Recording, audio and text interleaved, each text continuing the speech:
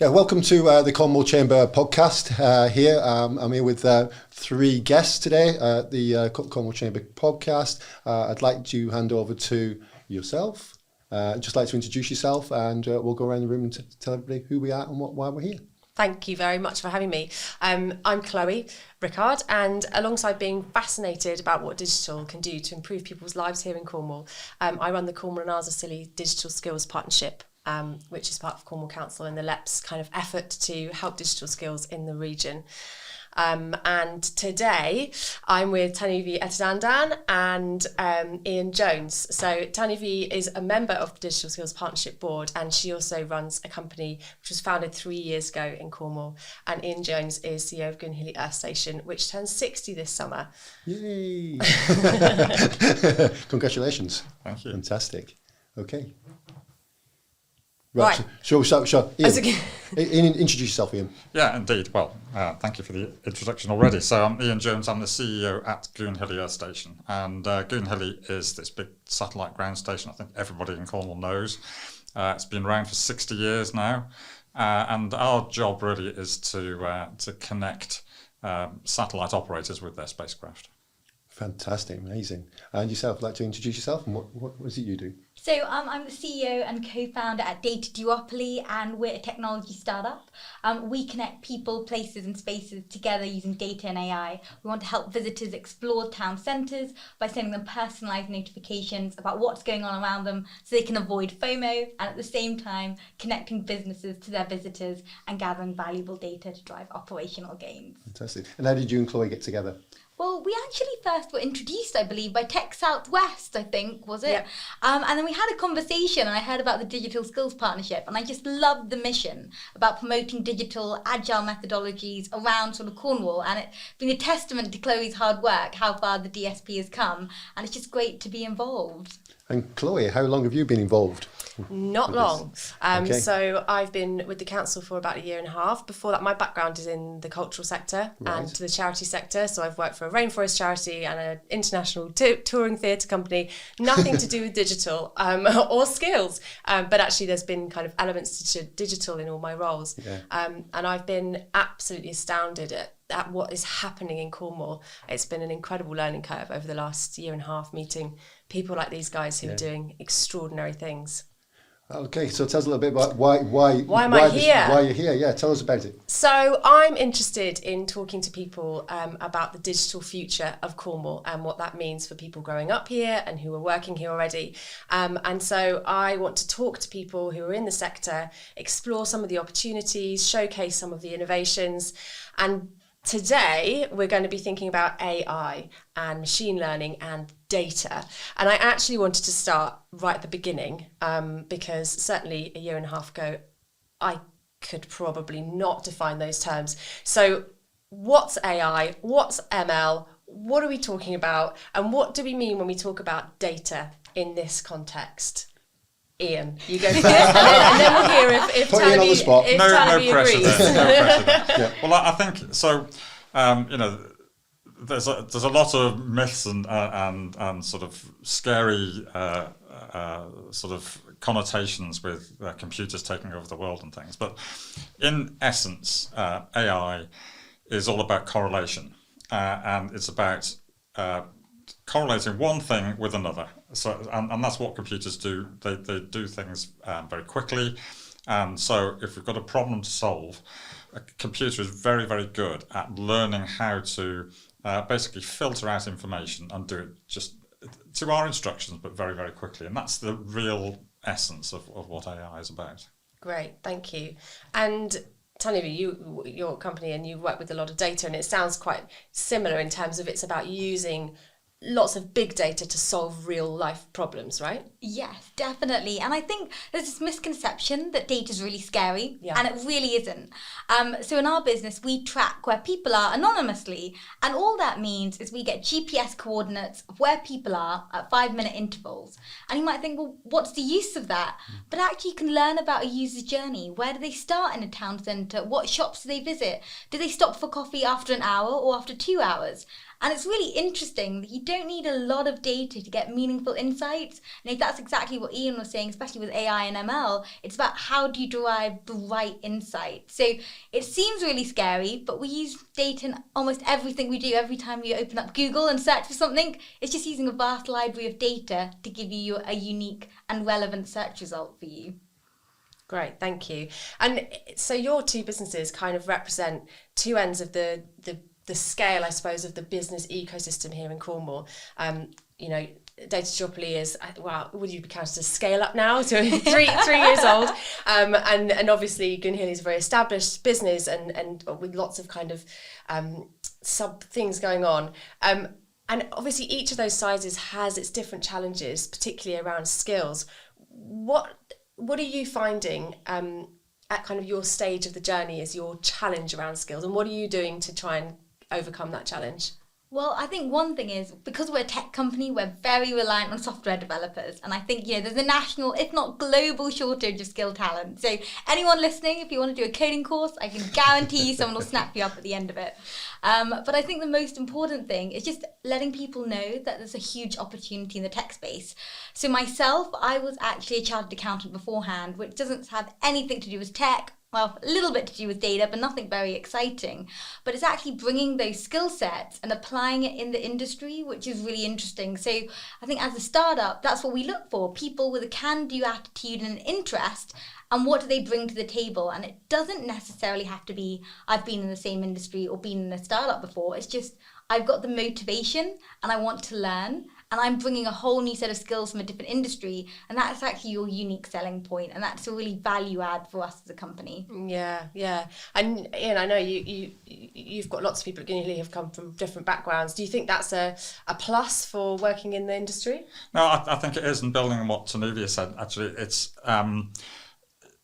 it doesn't matter what background you're from. In a way, the software skills is an application of your real world knowledge, if you like. So being just a software programmer on its own without any sort of other information to hang it on, that doesn't work. And so clearly in the space industry, we're interested in people who know a lot about space, but those are things that you can learn. Space, impacts on everything that we do in the world. The world is a spaceship flying around in space. So we literally everything we do. We breathe, we drink water, we eat food, we look after each other, we entertain each other. These are all sort of impacted on in space. And so it's whatever skill set you have. I think there's a way in which it impinges on the technology, or technology impinges on how we live our lives. Yeah, and so from our sort of building on the people coming from different places and different backgrounds, from our research at the Digital Skills Partnership, we know that quite often young people in Cornwall just don't know about what careers are available to them. And I'm interested in your own journeys about how you got to where you were and what led you there, and if there's things that we should be doing to make it more obvious that there are these pathways available to people in Cornwall. So how did you get to Gunhilly? Yeah, so I did an electronics degree, but to be honest with you, I could easily have gone into the music industry. I was very interested in music, and I played instruments and things, and that could have easily been an alternative path for me. But I think, again, it was one of those areas where I was particularly interested in the electronics and how that works. And also, I had this sort of realization at a fairly young age, partly because of friendships and the things that we did. I had a friend whose dad owned a TV repair shop, and so we used to go and pick TVs and things apart. But I had this realization that complex systems were actually combinations of less complex systems. And so I sort of had this notion in my mind that actually, however difficult the concept of a TV was, for example, it actually boiled down to individual bits, and actually taking the back off and seeing inside helped to realise that. So actually, you can take steps. You can move along in your career step at a time, and I think that's a really important thing to do in a career is to do it step by step, but have a sort of a goal in mind, perhaps, and that will help you to achieve something. It's that journey, isn't it? You know, journey from start to finish. You know, nobody knows where you're going to go, but eventually you get there. You know, it's the same with me, my career path. You know, I was in one place and here now at the Chamber. Never knew I was going to be part of a Cornwall Chamber of Commerce, for example. That's right, and I think the steps that you take, each step you take, sort of opens up other opportunities for you. And so, particularly in this space, we don't know what roles will be around in 5 or 10 years. We know there'll be more tech roles in Cornwall for sure, but we don't know the particular kind of specialisms and things that will be needed with new technologies that develop. So, like you say, that kind of step-by-step approach works really well. Tanvi, your company specifically wants to use data in tourism and to fix problems around overcrowding and to make tourism more sustainable and travel, leisure more sustainable. How is, and income's coming as well, but how is AI and data going to make life more sustainable for us and kind of help Cornwall combat our big ecological challenges that are coming up?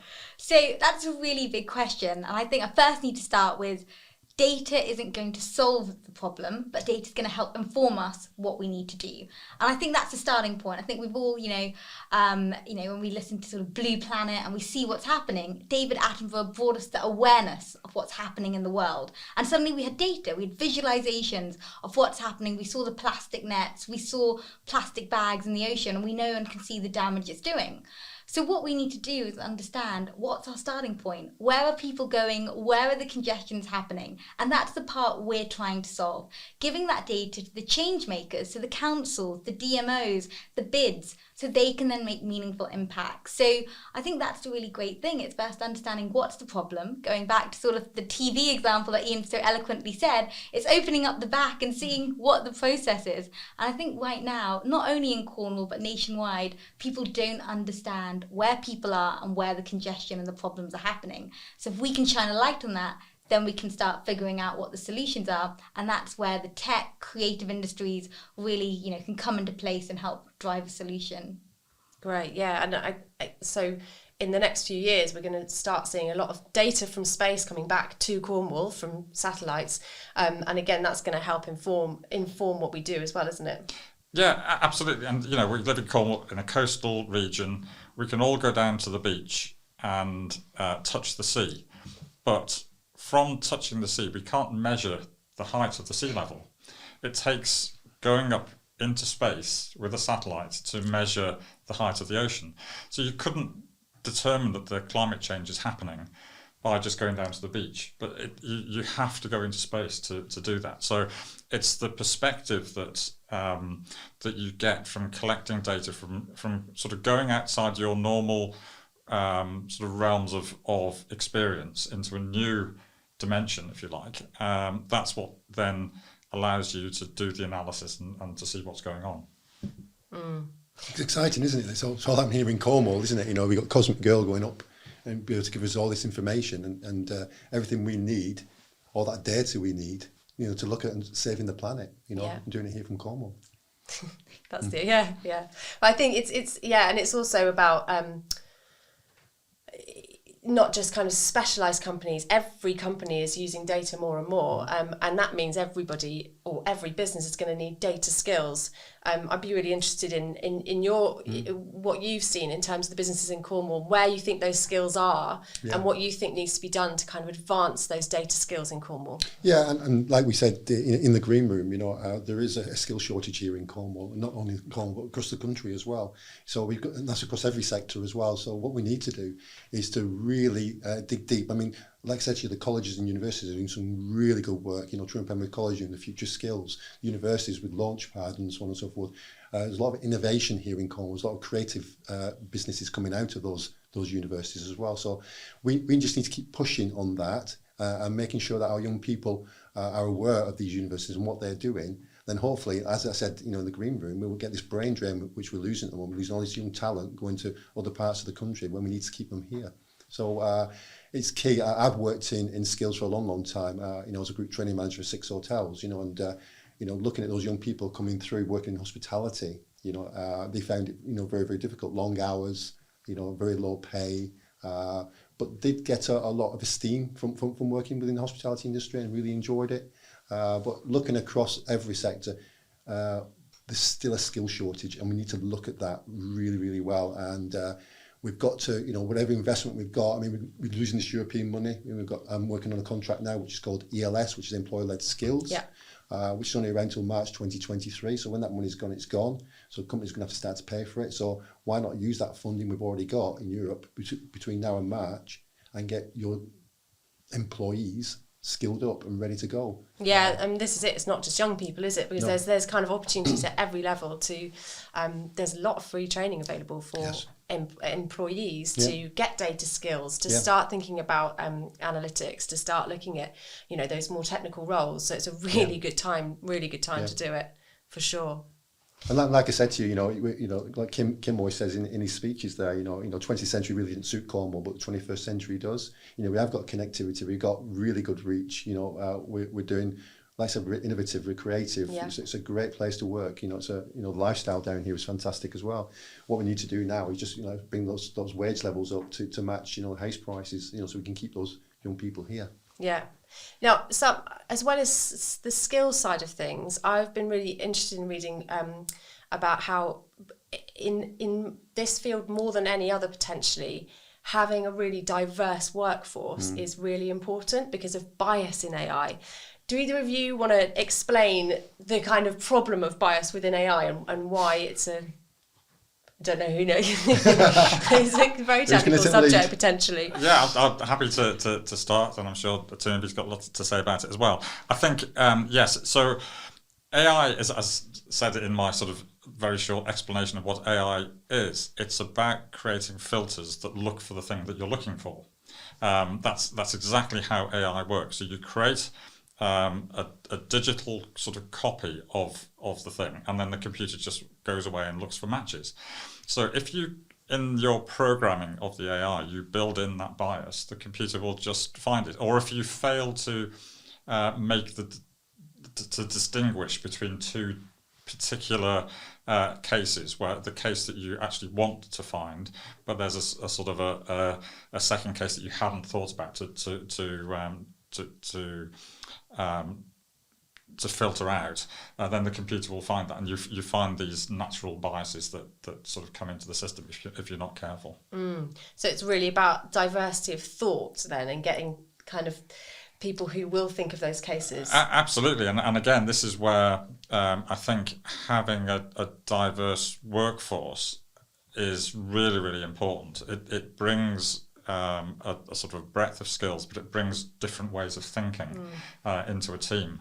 And I think very often in something as complicated as space and as complicated as AI, then having those different life experiences of different people is really important to make sure that you are covering, that to do the best for your company, you want to provide your products for the entire broad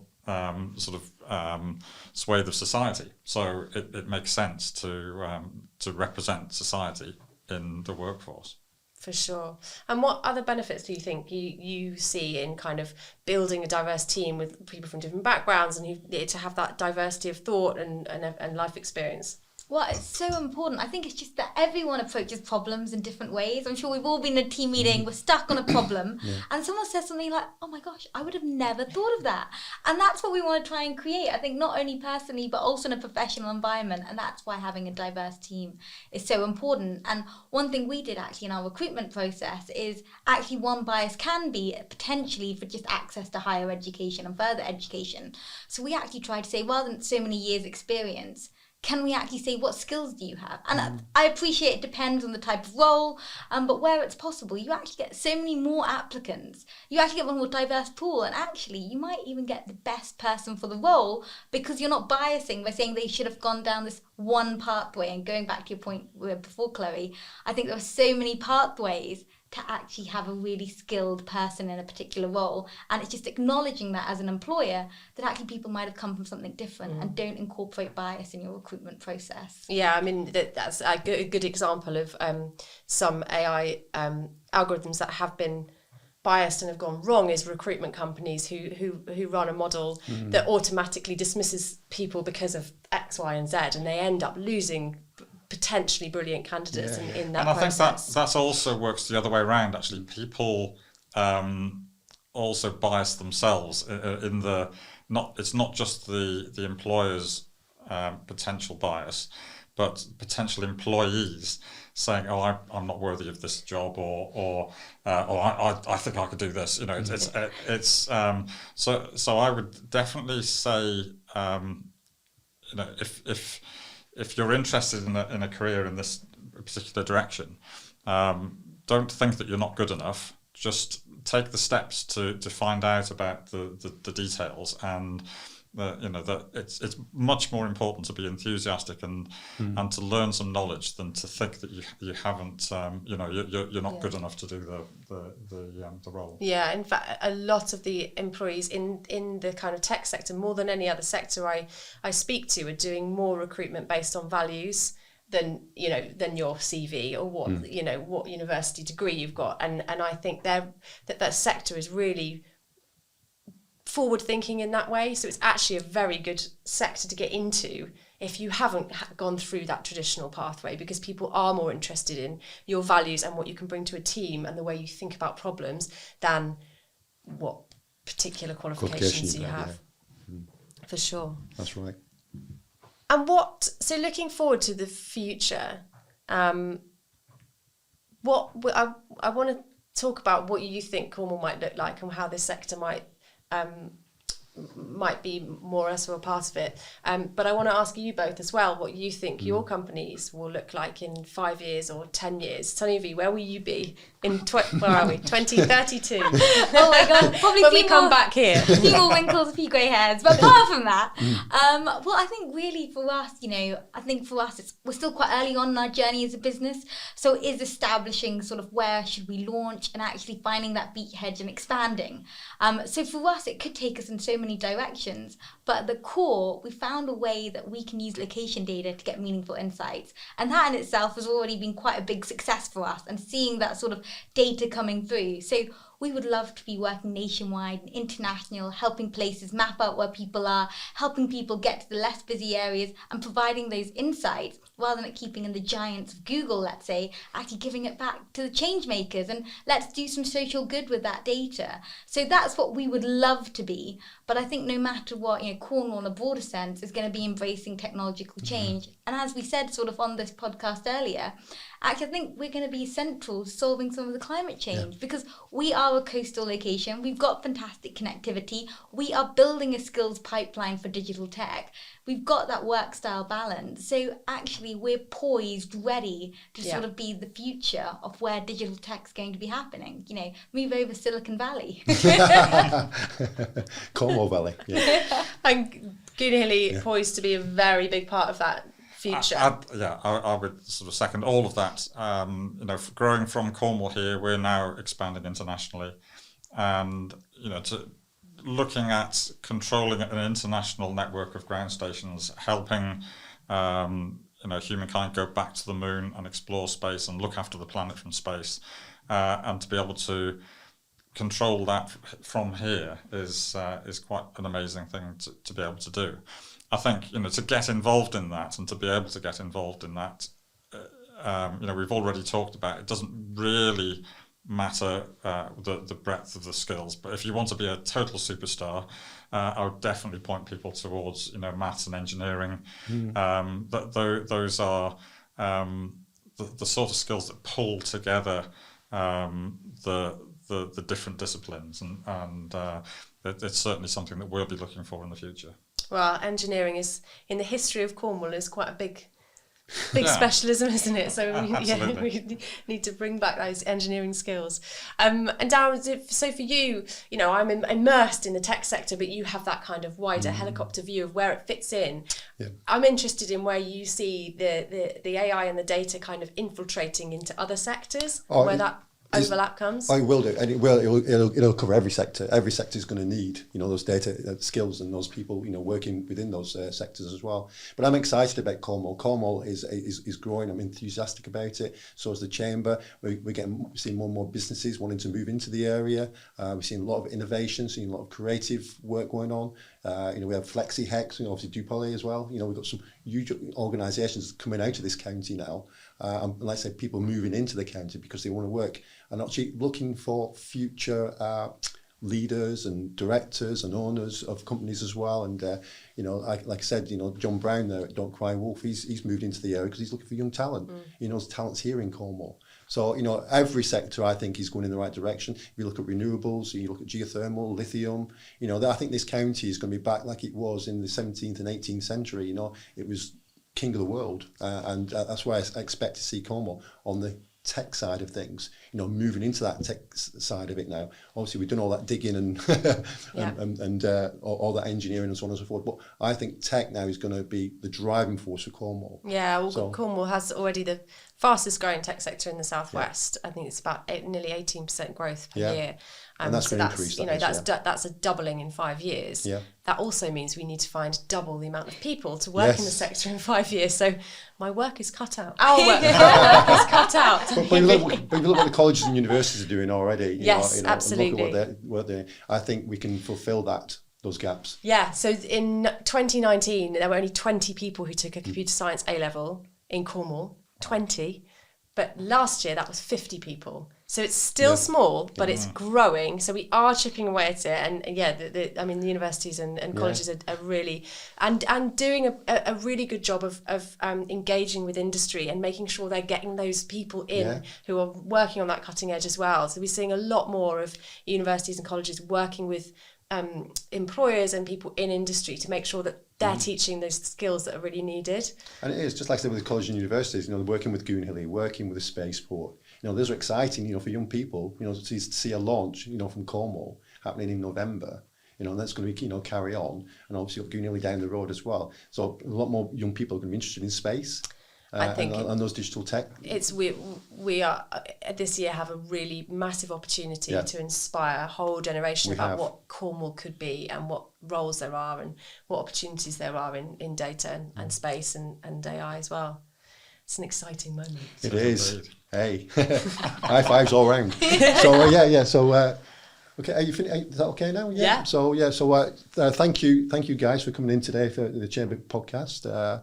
Hopefully, I'll see you guys again very shortly at one of the Chamber breakfasts or lunches, and like you said, we could even make this a series of events, especially with the launch coming up as well. We could talk about that as well and how that can really involve digital technology here in Cornwall. So again, thank you, Ian. Thank you very much. Okay.